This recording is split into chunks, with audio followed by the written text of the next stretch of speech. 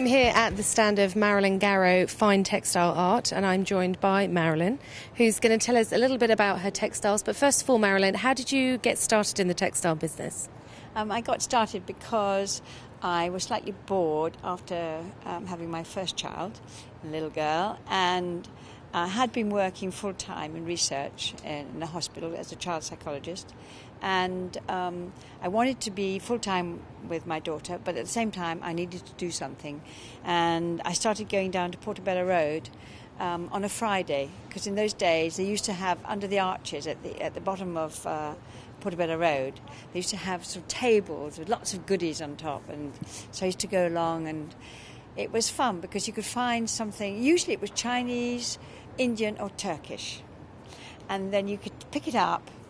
And to this day there's the most marvellous room at the Victoria and Albert Museum in the textile department, and it's full of examples of embroidery, and they're on trays, but they're like you pull them out like that, and it's glass both sides, and they've got full of textiles, and they have a description underneath of what it is, so you can actually teach yourself. So you literally go with your piece of whatever you found that day, and you put it against it. No, not that one, not that one. You carry on until you found it, and it was just very exciting.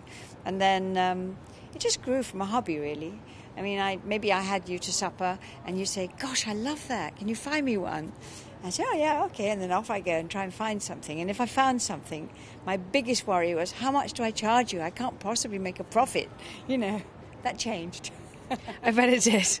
And tell me this, in terms of sewing and embroidery generally, I personally have never learned to use a sewing machine, and that's probably awful sounding to you, but my mother has never really had the patience with me. Do you think it's a dying art, or is it something that's still carrying on, but more in a specialist way? Or I think it's probably to do with nationality, because I have a wonderful Slovakian girl who actually is she is going back to Slovakia now, but she is a fantastic embroiderer and needlewoman, and she does it all automatically.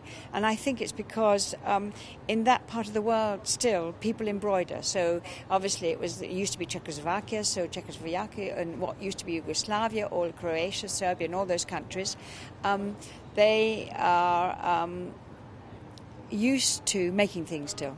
And so the craft is still there. Whereas in England, I think everything's too cheap. We can buy things so easily, you know. People are not doing it. So now, if somebody's doing embroidery, it's like buying an embroidery kit and doing it sort of for a pleasure, but not as a necessity.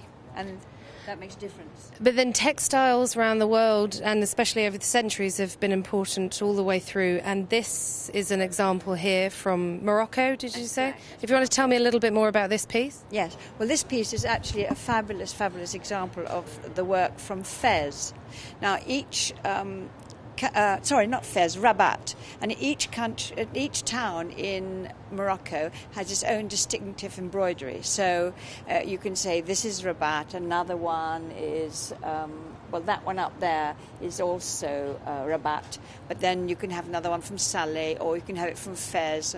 And I think one of the things I loved when I was first finding these textiles, I was explained to when my children were so young, I couldn't travel because I was a mother, but by the textiles I could travel all around the world. The world of textiles came to you. Exactly, absolutely right. So that was very, very exciting. So there's Morocco, and then I can get books and look all about, go to the library, find out all about Morocco and who lived in Fez and things like that. And then you go to India, or you go to China, and what happened, you know, in the Boxer Rebellion, and it was fantastic, really exciting.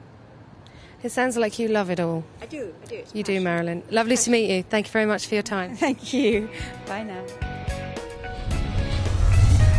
Sold.